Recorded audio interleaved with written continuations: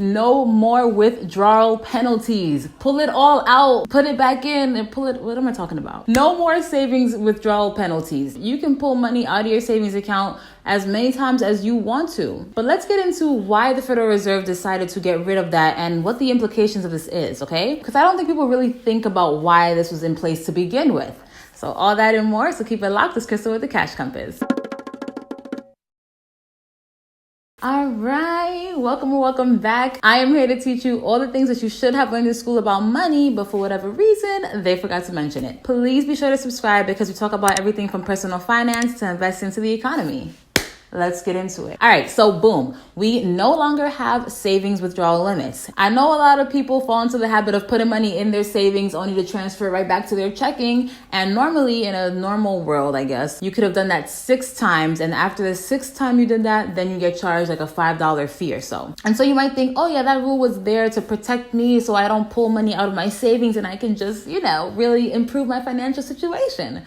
But sadly, that is not the reason. So why was that rule there in the first place? So before mid-March, we had something called a reserve requirement. And if you didn't know, when you put your money into a checking account, it's no longer your money. They actually lend that money 10 times over, right? And what they used to have in place was a reserve requirement where if I put in $1,000, they have to keep at least $100 in the bank, then they can loan out the rest of that money. And like I said, that was only on checking accounts. So with savings accounts, there was no limit, baby. The minute you put your money in there, they could loan all of that right out. There was no requirements to actually have any of that on reserve for you. So if you were pulling all your money out, that would be a problem, right? Because they would have to pay you all that money out now, but all the money that they loaned out won't be coming right back immediately, right? So you're asking for your money now, but they won't get the actual money until maybe 5-10 years from now, depending on what kind of loans they were actually giving out. But after mid-March, Federal Reserve was like,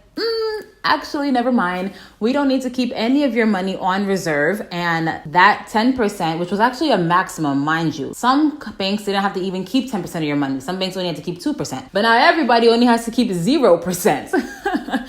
So that basically means your $1,000 can get loaned out over and over and over and over again. And who knows how much money that actually will really create. And that works pretty well in these days because most people use credit cards and use debit cards. Okay. A lot of people actually only use credit cards, which means they don't actually have any of that money at all to begin with. And there's only $1.7 trillion of Federal Reserve notes. I keep calling it money, but it's not really money. But of these Federal Reserve notes actually outstanding, and the rest is digital. So they can just keep on lending over and over again because there have not been any bank runs yet where people are trying to pull all their money out. Because once you pull all the money out of the banking system, that banking system is dead, right? Because now they have nothing to really leverage off of. And a quick side note, I really wish people would take time to get more educated on the banking system because I think we focus so much on political things when it's really the banks that get away with murder. Let me know in the comments if you want me to do a video on the banking system and kind of really exposing it in one cohesive video because I think I sprinkle things here and there but never talk about it directly. So yes, it's basically a straight up free for all right now in the banking system. All the money that you put in there is not yours.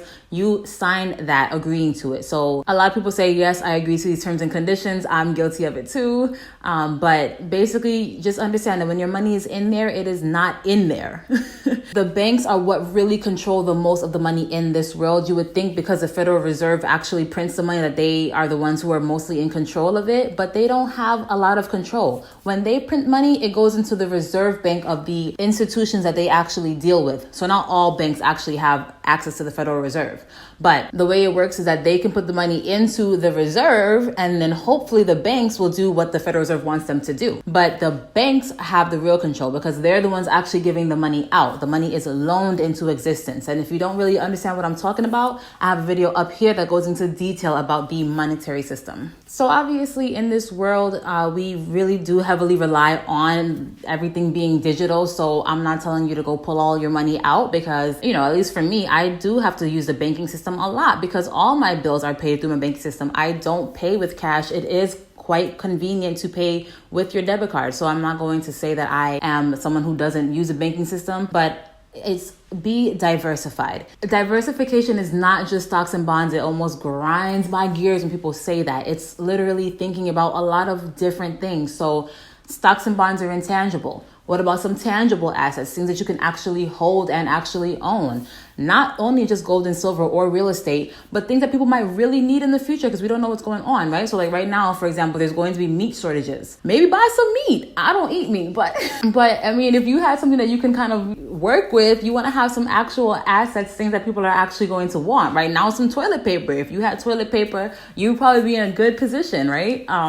So really think about having physical things that are of value to people, not necessarily just to make a gain on, but to actually use in random times. I'm not saying these times are going to come now, but it would be really unfortunate for you to not be prepared if this were to happen. Nothing is wrong with over preparation. The world as we know it has dramatically changed. Maybe when we were younger, I'm a 90s baby, so maybe when we were younger, you'd see your parents having like double-digit returns on their savings account, and then they had a pension and they had Social Security. But if you are in your 20s or just entering the workforce, we might not have those options available for us, okay? Those might not be there, or we might have something like that, but it really won't be enough to survive. I'm not saying this is gonna happen for a fact, but this is just what it looks like. But I have a video up here talking about the pension crisis. So, you wanna be as self-sufficient as possible. You wanna be very active in your investments. If you have a 401k and you cannot name one thing that's in it, that is not good and that's not okay. I still love you, but you gotta do better. You wanna be actively managing all your money, not just money that you use on a day-to-day basis, but money that you intend on using in the future. It's not enough to just set it and forget it,